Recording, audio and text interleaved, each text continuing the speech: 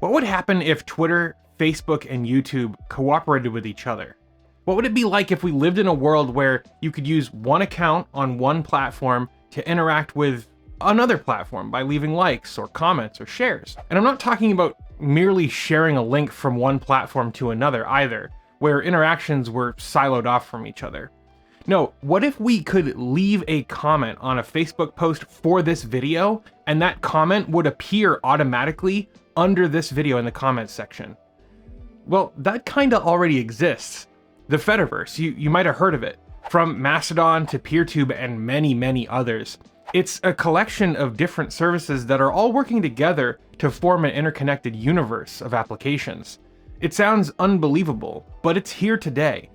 It wrests control of the web out of the hands of corporate oligarchs and digital tycoons and returns that power to where it belongs, to us. Now, I've spent the entirety of 2024 working on the Fediverse, and I've learned a lot. See, I started mirroring these videos over on my Peertube instance, subscribe2.me, and it sucked me in. I mean, I've gone down this rabbit hole of discovery over 2024, and I've passed through the looking glass. I've seen the promised land, and now I want to share this with you. So in this video, I want to take a moment to explore 5 of the most important lessons that I've learned and why I'm now betting the future of my company on this amazing technology that we call the Fediverse.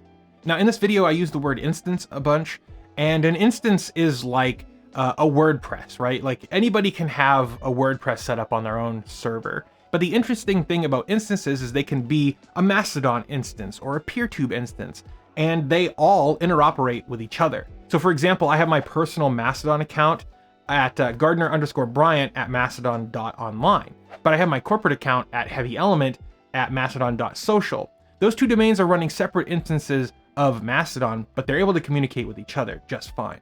So without further ado, let's jump into the 5 things that I've learned. Number 5. Netiquette was not a fluke. Now, some of you might be too young to remember the term netiquette. Netiquette is a portmanteau of the word network and etiquette, if that wasn't completely obvious. It was an informal agreement between users of the early World Wide Web about what behaviors were considered polite and which were deemed rude or even unacceptable. These are social norms that were defined by early internet users, and a lot of them have stuck around to today. But netiquette was not simply a general set of rules that applied to the web as a whole. Many services codified their own. For example, Usenet had an extensive set of rules that they followed. It was where we got the idea that typing in all caps was equivalent to shouting. It's why we believe that recipients in the to field of an email can be expected to respond, while those in the CC field are not. It's why the leaking of DMs feels like a violation of privacy, and more. Reddit had and probably still has Retiquette, but they might not call it that anymore. 4chan had the rules, which were more of a meme, but it's where we got stuff like Rule 34 and Rule 63. And there are countless other examples. Today, however, there's little concept of netiquette beyond terms of service, which nobody ever reads, and codes of conduct, which are reviled by the most anarchic of us out there. However, I'm here to tell you that netiquette was not a fluke. Netiquette is an important part of many of the Fediverse services that I've used, not just because it's something explicitly stated, though sometimes it is, but also because of the nature of the Fediverse demands it. I'll explain. On one hand, much of the infrastructure that makes up the Fediverse is run by regular folks, just like you or me, who simply don't have the resources to provide unlimited compute time or unmetered bandwidth for free. So it's expected that when we use these services, especially when they're offered at no charge to us, we should show some respect. On the other hand, though, the Fediverse doesn't have an algorithm to show you things that supposedly you're going to want to see. So for the purpose of discoverability, it's up to us to use hashtags to categorize our posts. It's up to us to assign descriptions to images so they're accessible to folks who use screen readers, or so that the images are searchable by computers. And yes, using hashtags and providing descriptions of photos are things that you're expected to do when you use something like Mastodon, which is a federated service that's part of the Fediverse. And if you don't, you're going to be corrected, sometimes gently, sometimes not. Which brings me to my next topic. Number 4, kindness is king. Now, that might sound weird when we're talking about social media. The idea that kindness, respect, and decency can be an esteemed commodity unto itself on the internet? It's weird, right? But it's true. At least that's been my experience on the Fediverse. Now, let me provide you with some examples. While all legal content is generally allowed on most Fediverse instances, if you're posting adult content, politics, or other sensitive stuff, then you're almost always required to use a content warning. Content warnings hide the body of your post until someone clicks to reveal the content. This allows them to opt into seeing something that they might not otherwise want to see. This is a kindness that users afford to each other. Granted, the more extreme the content, the more the use of content warnings are enforced by server mods. But lots of folks use content warnings for things that they really don't need to use them for. And they do this to show respect to other people, to be kind, and to care for folks who might not want to see, let's say, a complaint about your day, or, as cringeworthy as I find the term, for content that might be triggering too. But that's not the only example. Mastodon supports various visibility levels for its posts. If you're about to go off on a long-winded rant, you can change the visibility level of your post to keep it out of the timelines of disinterested parties.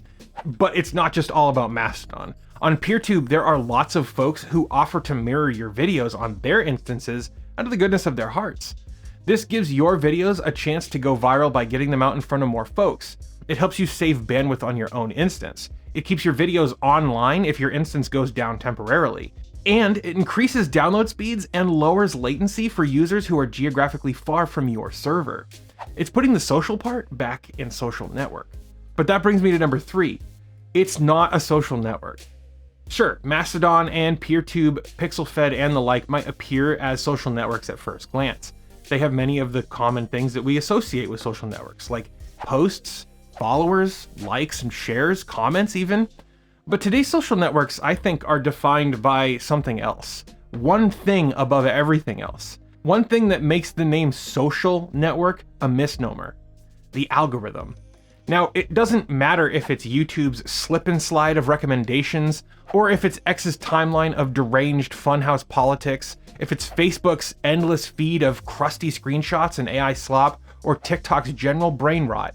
Every social media network has its unhinged and perfectly addictive algorithm, which was designed from Adam to steal untold hours of your life each day and maximize the number of times that you mindlessly smash the like button. Here's an opportunity for you to do just that, by the way, and get subscribed too. Now, I believe that the algorithm is a critical component of social media. By the modern definition, you can't have a social media platform without an algorithm. And that doom-scrolling stupor that has come to far and away be the critical differentiator for what makes a social network, that simply doesn't exist on the Fediverse. Number 2, the Fediverse is boring, and I think that's awesome. Now don't get me wrong, I have a blast on the Fediverse, but Fediverse services, well, they're not trying to trick your brain into using them for longer than you intend to. Now I've found that I have fallen into what can only be described as a depressingly novel use pattern for Mastodon. I open up the app on my phone and it remembers exactly where I left off in my timeline. First thing I do is I make a mental note of the visible post on the screen, and then I tap the home button and start scrolling through the timeline from the most recent post. Note that my feed is filled with the latest posts from only the accounts that I follow. Nothing less, and importantly, nothing more. And it's also really important to note that it's sorted chronologically, and it's not pushing outrageous posts in my face in order to keep me upset and engaged. Again, it's just the stuff that I have elected to see by following accounts that matter to me.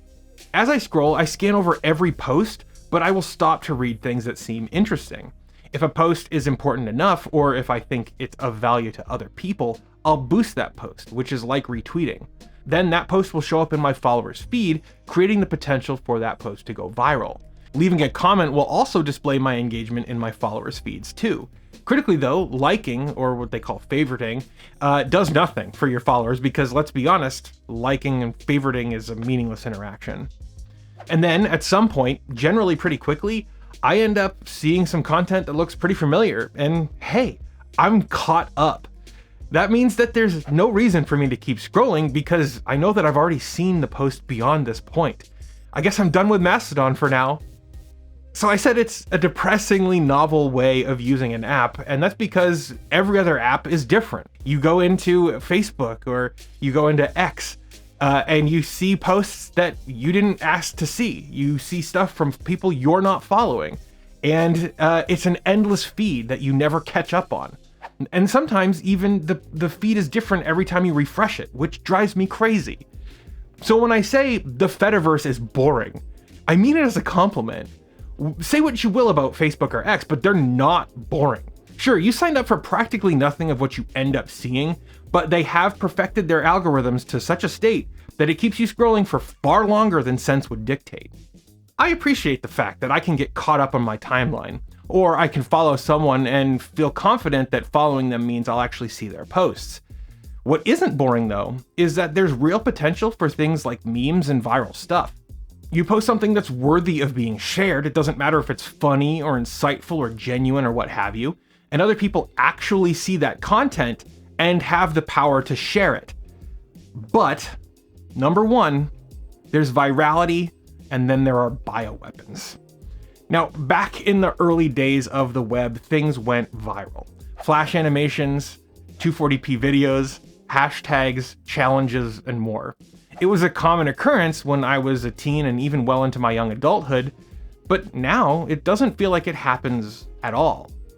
Things don't go viral anymore. Instead, we have our uncles and aunts reposting simulacra of memes. We have so-called friends reposting screenshots of Facebook statuses. AI slop being passed off as daily inspirational mantras, and even those coarse, prickly cries for help that somehow get proudly reshared by angsty millennials like a t-shirt from Hot Topic. The power of the organic viral post has been harnessed by the algorithm and processed, homogenized, and refined into proverbial bioweapons.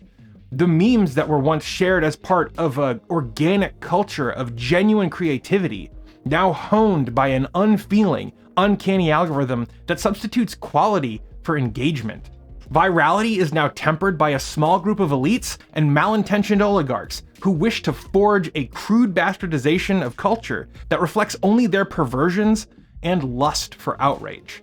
The social aspects of these platforms have been sloughed off, repackaged, and productized, morphing into a proverbial hostage situation where the platform acts as a mediator between friendships and a broker for advertisers.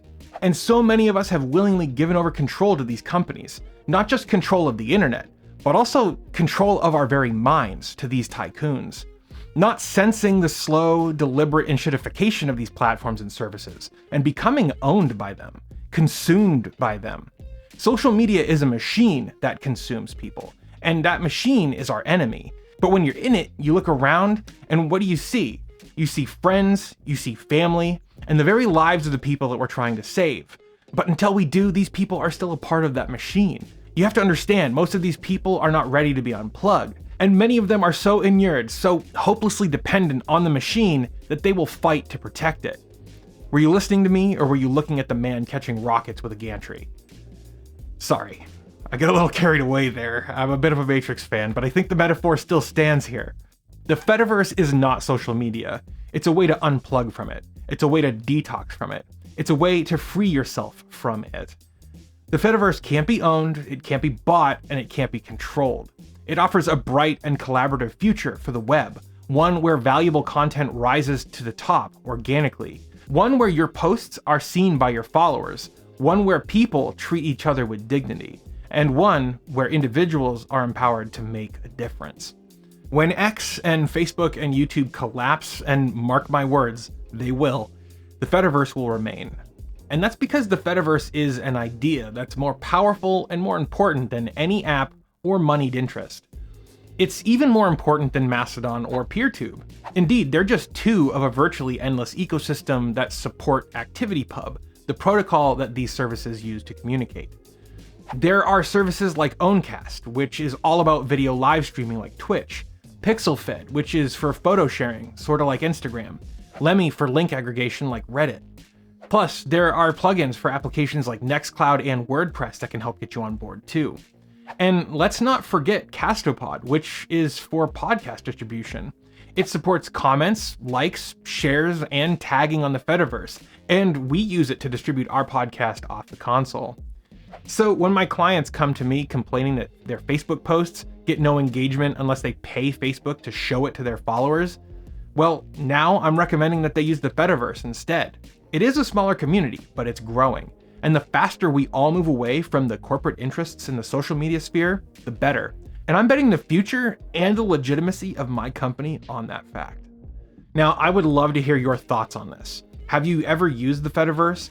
What has your experience been like? Are you watching this video on Peertube right now? Sound off in the comments. Now, I want to thank my patrons who make what I do here a reality. They're listed over here, and you can get your name listed alongside them by making a monthly pledge on Patreon or as a YouTube member. That's going to do it for now, though. Thank you so much for watching, and I'll see you next time.